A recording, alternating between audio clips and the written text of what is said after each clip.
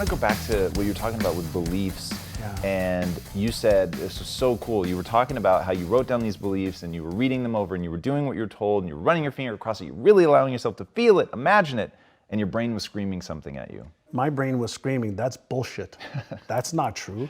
You're not successful. You're not earning that amount of money. You're not smart. You're not this.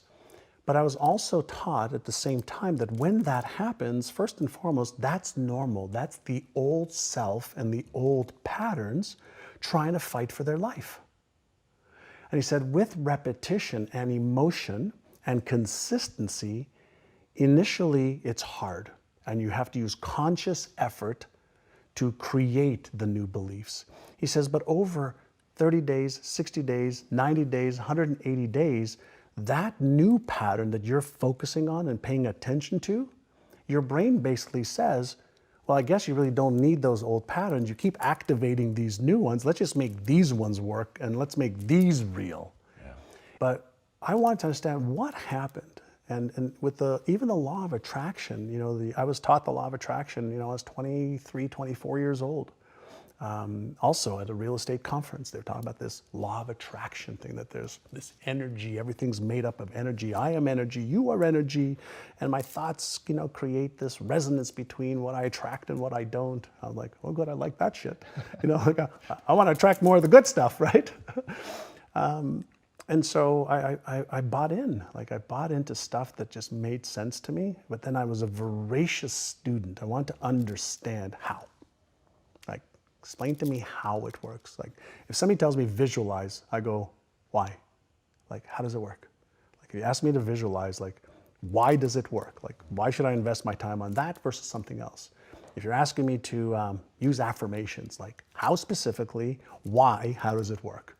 If you're asking me to emotionalize, well, what's happening in me that tell me I need to create these false senses of feelings? I want to know why it works. And why does it work, especially emotionalizing? I think that's something that people hear a lot. I talk a lot about embodying something, really feeling it. Yeah. But why does it work? Great question. It has to do with circuits in the brain and neurochemicals that are released. And so when we feel something, chances are that we're going to release dopamine in the brain, the feel-good neurochemical that activates the reward center of the brain. And chances are if we feel that and we have this positive emotion around it and that neurochemistry is flooding our brain and our body with feel-good chemicals, we're actually activating the motivational center of the brain. And so when we visualize, when we set a goal, when we take an action step, when we emotionalize, when we read our goals, the initial flood of neurochemicals, dopamine, serotonin, feel-good chemicals, and then if we share it with a friend, oxytocin, those three neurochemicals, those are the neurochemicals of goal achievement. But then there's the other side of it, the other circuits of fear, of stress, where norepinephrine, cortisol, or epinephrine, the stress hormones can be released as well.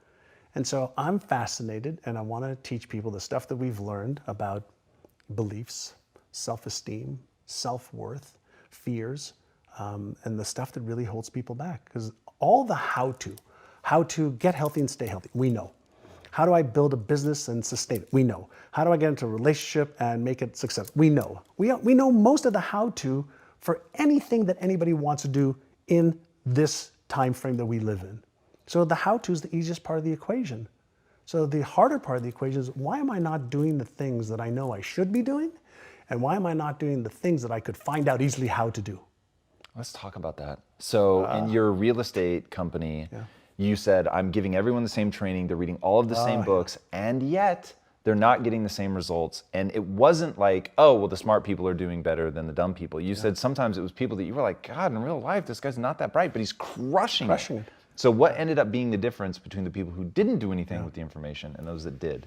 So this is going back sometimes, I think in 1992, we were stuck, but I knew there was more possibility. There was room for growth. And I wanted to figure out if the stuff that I did in the 80s when I was a kid, you know, that broke free, would it work with some of my agents? And so we took 75 agents, randomly, agents said, hey, do you want to get into a 6-month program to like retrain your brain, your subconscious brain, around your beliefs about what is possible for you to achieve, around your habits of what you have to do in order to achieve that. And we focused on retraining their subconscious mind. And so for 6 months, they had to go through a process of listening to certain audio tapes, reading certain materials every day, and following the process of training their brain, specifically their subconscious brain, which controls 95 to 98% of all of our thoughts, emotions, and behaviors today. And within 6 months, that group increased sales by $100 million. Jesus. $100 million. And I said, holy shit, right? This is working. And so we started to teach. Some of what we teach now in NeuroGym, actually now we have the technologies, we have the systems that are far better than what we did back in the 90s. And we went from 1.2 billion to 4.5 billion a year. And it wasn't because we taught them any more skills to be real estate agents. We taught them how to change the way they thought about themselves. We taught them how to change their habits. Wow. Our agents who made $750,000 or more were in front of a client 75% of the time. And when we asked all the agents that weren't in front of more clients, like, why are you doing that? Like, why aren't you in front of people that are going to help you earn more income? Oh, well, we're busy doing this and doing this and doing this. And they had stories and excuses and reasons why. And so part of the work that I love to do now is really help people understand, what is your story? Like, what's the story you're telling yourself? Because we all have a story. We have a money story, a relationship story, a health story. We have a story for everything. And then that story keeps recreating our lives over and over and over again. And we have beliefs that support the story. We have habits that support the story. We have people that support the story. We have systems that support our story. And so my question that I always ask people, who would you be with a different story? Talk to me about set points. That was something really interesting in what you talk about around the stories and things that we carry that I found really interesting. Sure. So Maxwell Maltz wrote a great book many, many years ago, probably in the 70s, called Psycho-Cybernetics, right? And Maxwell Maltz was a surgeon who performed surgery on people. And what he noticed is even after plastic surgery that he performed on people, some people didn't see any change in their faces. And it was visible to everybody else, but not to them. Because they had a map of what they thought they looked like? Yes. Okay. So we all have a map of reality. We have a map of what we think we look like. And any deviation on the physical level to that map, to that visual representation we have in our brains that doesn't match the map, your brain deletes or distorts it. So when we were working with real estate agents, or when I work with business owners, in addition to upgrading knowledge and skills, if you think about how, let's say, income, we have set points for how much income we earn. So whether it's 10,000 a year or 20 or 50 or 100 or a million, it doesn't matter. We get this set point, and then we behave the way we need to behave, and we feel what we need to feel to earn that income. And over a period of time, it becomes part of the brain's default mode network. So we develop set points for everything. And so if the set point's in the brain, and there's a psycho-cybernetic mechanism in the brain, a control and response mechanism in the brain, and it's our brain, why not learn how to reset the set point? And so now we're looking at what technologies are available to help reset that, what evidence-based methods are there to set that, or to reset that.